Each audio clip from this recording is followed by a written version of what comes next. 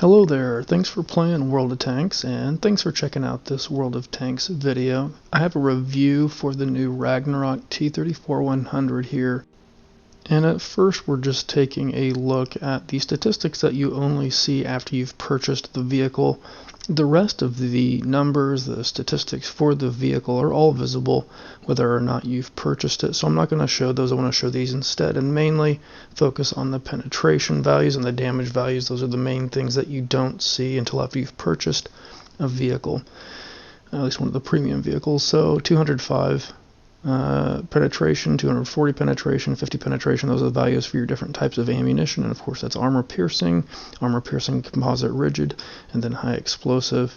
And then for the damage values you have 320, 320, and 420. Again, those are for the armor piercing composite rigid, and for high explosive.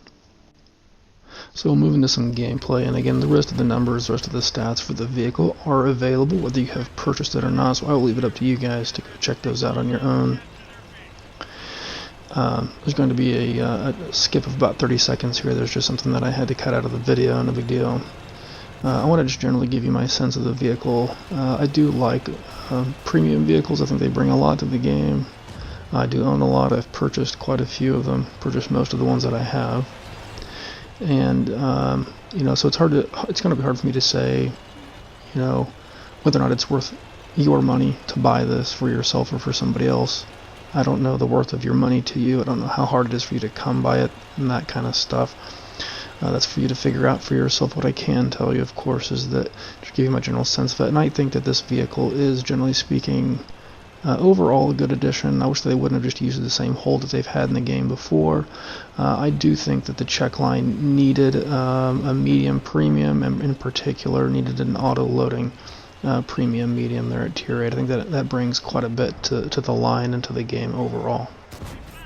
And this vehicle is fun to play. Here you see me get kind of sloppy with my second round, and I do a little more taking my time with this one.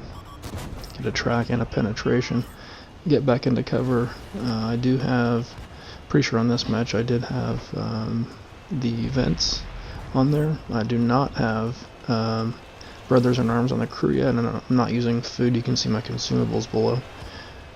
And we'll see what the inter-clip reload is here in a little bit.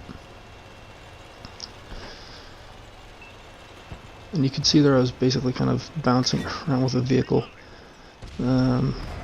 Stopping, starting, rotating the vehicle.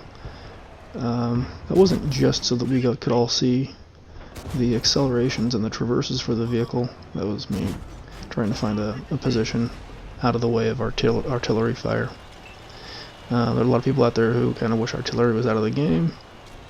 I'm not sure I feel that way, but I do go to some pretty good lengths to make sure that artillery doesn't have fire on me. Doesn't have the line of fire on me. Now here I'm trying to get the last shot on that T-34 black. His ally moves in front of me, so I get my first shot into him. I just go ahead and take my second shot and my third shot into him and finish him off, and that's a pretty cool display of the damage dealing potential that this vehicle has. That enemy I destroyed was not at full health. It was something like 75-80% health, I want to say. You can always go back and look. There was quite a bit of damage tallied up there with 3 quick shots. Pretty good acceleration. The whole traverse is pretty average. It's not, I wouldn't call it bad, but it's certainly not good or great.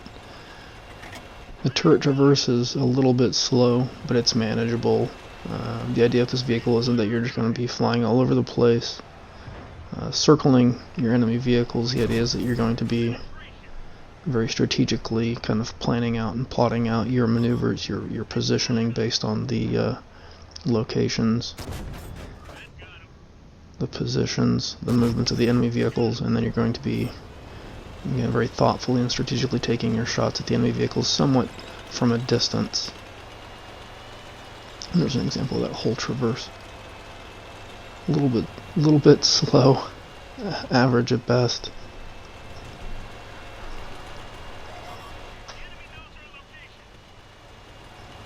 It does have a pretty good top speed, and it does have really good terrain resistances. I mean, they're not amazing terrain resistances, but And they are pretty darn good. They're definitely good terrain resistances.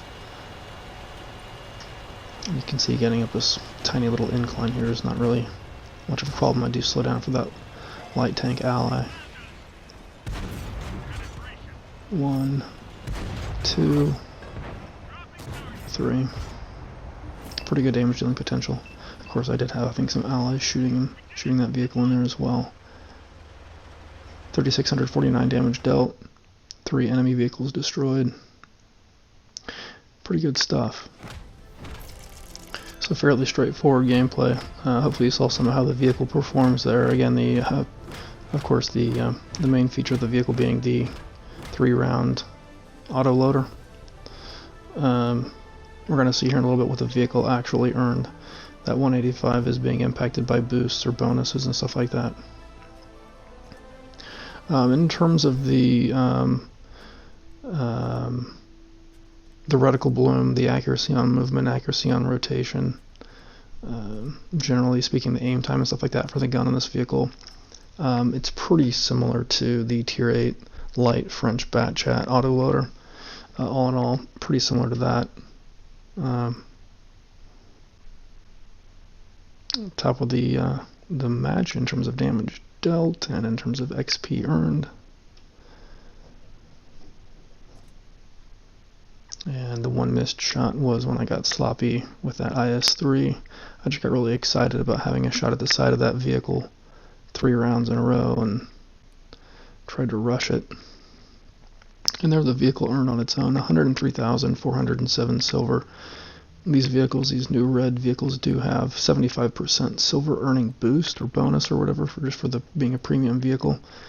And you see some of these, like the 53 TP, I dealt over 900 damage. So of course, with a base damage rating of 320 for the AP and APCR rounds, you can reach up to about 1,000 or so damage within one clip. Thanks for taking a look at this World of Tanks video. Thanks for playing World of Tanks.